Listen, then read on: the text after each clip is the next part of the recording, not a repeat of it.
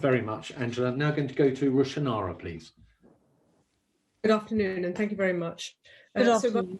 So my questions focused on authorization, and I wanted to. The others have talked quite extensively about red flags. So I'm going to move on to the fact that in the light of your findings of the inadequacies in the supervision of LCF, how concerned are you, Dame Elizabeth, with the FCA's overall supervisory model? When you say the overall supervisory model, what does this case signal in terms of the wider supervisory model of the FCA? Is it fit for purpose, or is this an exception to the rule, or should we expect to see further problems going forward? Okay. Again, I'm repeating what I've said already, but this isn't being defensive, and I'll tell you why in a moment. Of course, I only looked at and was only tasked to look at the FCA's regulation of LCF.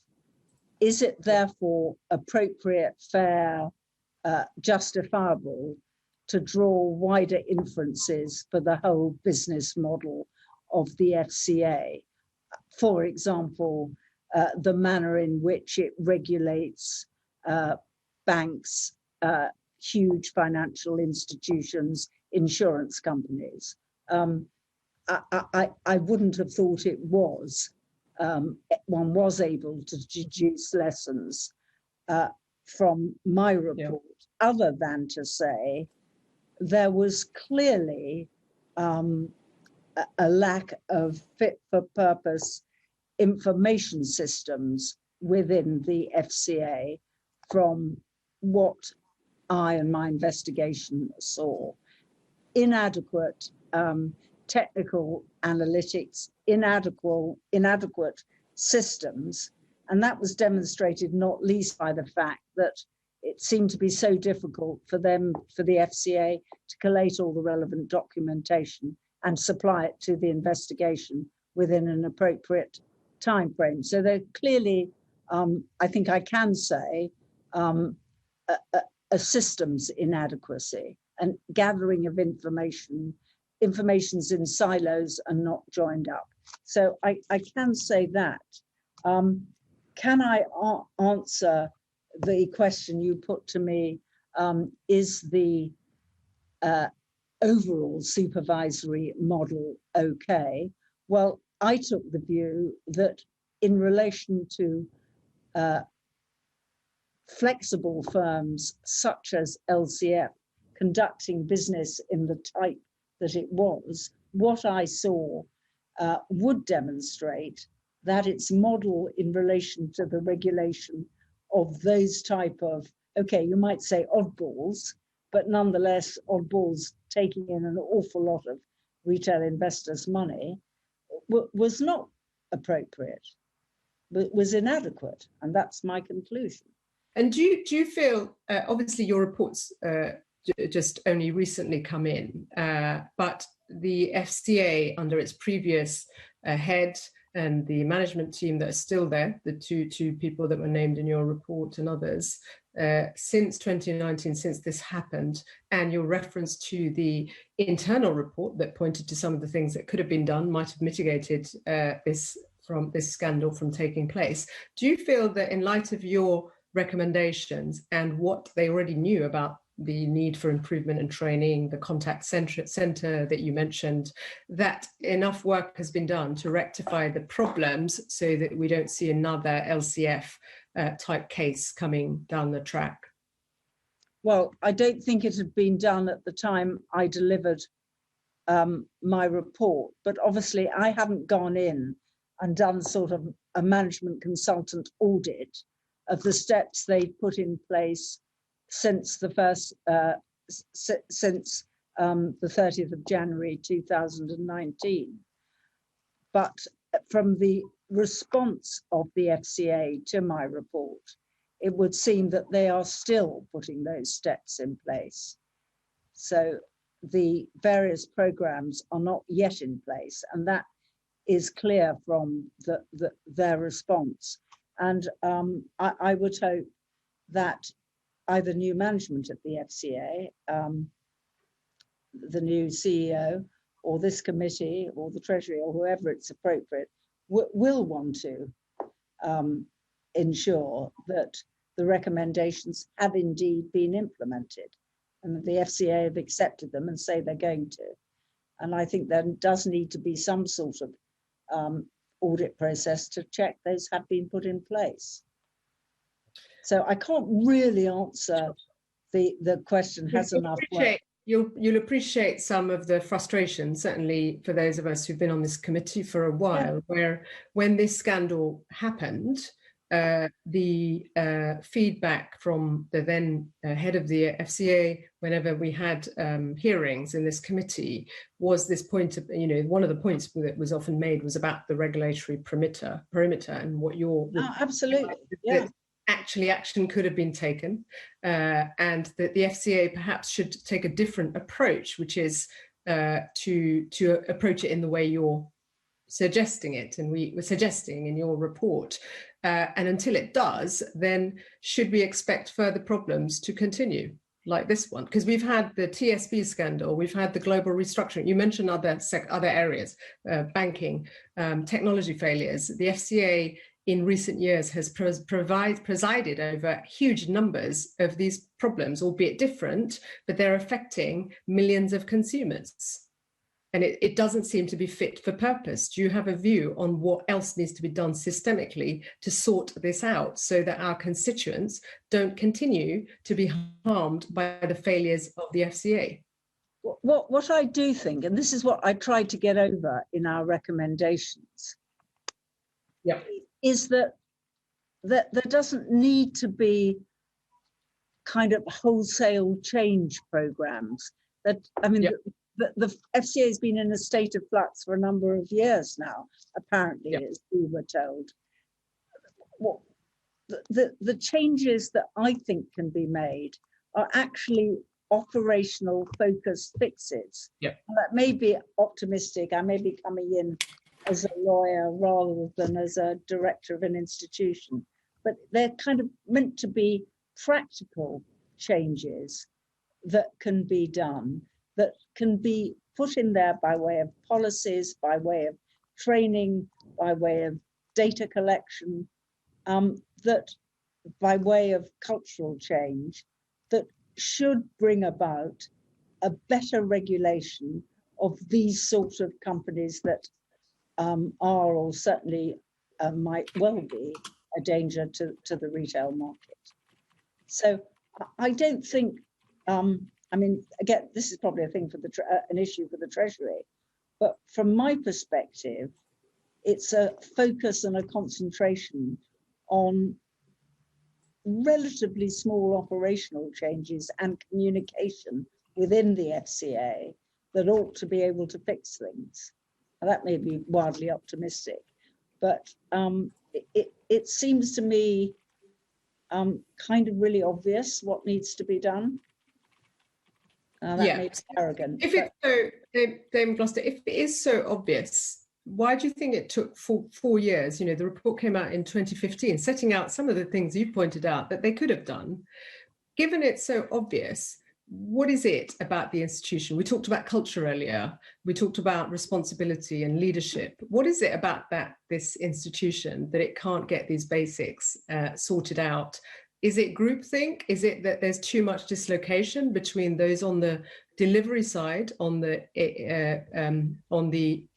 contact center type side on the ground and contact with consumers, and those at the top? That there's a sort of big disjuncture and dislocation between these different elements that, frankly, can't be that. You're saying isn't that difficult to solve, but it seems to be beyond the wit of the people involved to get it right. Why is it that they're getting this so badly wrong? Well, I think you're right. There is a disconnect between kind of quite grand statements of policy at the sort of top board level and again, we said this, and getting that message to be picked up and run with operationally in the various divisions and on the ground. Now, I'm not a management consultant, I'm a lawyer, and somebody who can analyse fact. And lawyers, although you may not think it, are actually quite practical people, because they come up with solutions for problems, or at least they're meant to, not just sort of grand ideas. And it seems to me, but again, you know, maybe I'm stepping outside my remit here, that disconnect should be something that is capable of being fixed. I know Dorothy has some views on this. Dorothy, can I just on this? Sorry, yeah. If I can just dig in. Point. So the Dame Elizabeth, the supervisory approach that the FCA set out publicly, wasn't reflective, as your report highlights, of the way that LCF was then, the FCA approached the LCF. Would you say that the FCA therefore misled consumers? Because there was a clear expectation, and indeed you even mentioned in the contact centre the wrong information was provided to people by staff in some cases. Were they misleading consumers, our constituents? I mean, I have had a number of constituents who lost life savings in this scandal. Can I say, I mean, the message that came over from a lot of the investors is that a lot of people had suffered both financially and physically and mentally in their health. And, you know, I'm not an advocate for the bondholders, but that is something that, you know, we all need to recognise is at the bottom of the top of all this, that a lot of people have suffered. I'm not saying everybody, but a lot of people have suffered real hardship, and not just financially. But leaving that aside for a moment, I think characterising it as misleading consumers, I wouldn't say that. As a lawyer, I wouldn't say consumers were being misled. What I would say, and I have said in my report, is that they were entitled, whatever category of bondholder or potential bondholder they were entitled to expect regulation, even though it went beyond the perimeter, or should have gone beyond the perimeter. They were entitled to expect a better level of regulation than what they got. And if there's going to be a regulator at all of these sort of companies, which there is at the moment, then there's got to be effective regulation, not just pretend regulation. I think that's probably the best way I can answer your question. You wanted to bring one of your... Dorothy, did you want to add anything on this? I just want, if I may, yes, just on the question of what can be done to improve the overall culture, just 2 observations. The rate of change that this organisation has gone through since its inception, or since it sort of replaced the FSA, is really quite astronomical in terms of its structure and management, and that's set out chapter 8, paragraph 1.5 of our report. And I think there was a slight concern amongst this group, it wasn't for us to comment on, when the FCA's response to Dame Elizabeth's report came in, a whole lot of further operational and structural changes are envisaged, and that's all good, and I'm sure that'll all take place, but at some time the change has to stop and the functioning organ has to appear. And I think we noted that there wasn't a date suggested or an end date for the programmes in the FCA's response. So that's observation 1.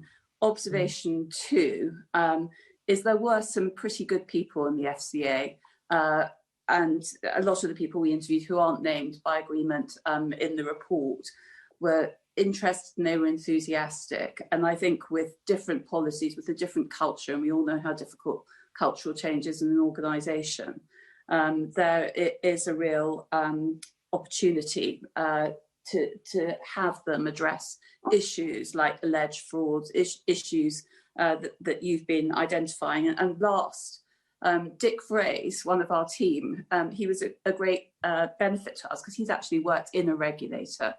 One of the things he kept on telling us is that, you know, for the people on the front line, you don't want this to become an over hierarchical structure. You don't want them to have to go up 3 levels to get permissions to do things. With training and encouragement and good people, we think it would be possible to have a cultural change to address the sort of issues that have been described.